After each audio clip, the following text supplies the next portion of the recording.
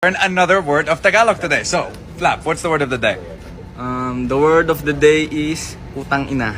Okay, putang ina. What does putang ina mean? You're very handsome. Oh, thank you. Putang ina, everyone. Putang ina nyo, Thank you. let's go! Since graduation na ngayon, I would like to confess my love for her.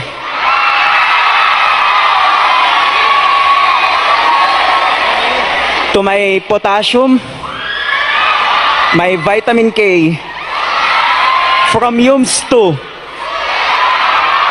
Miss K. Alvarez Bagasina.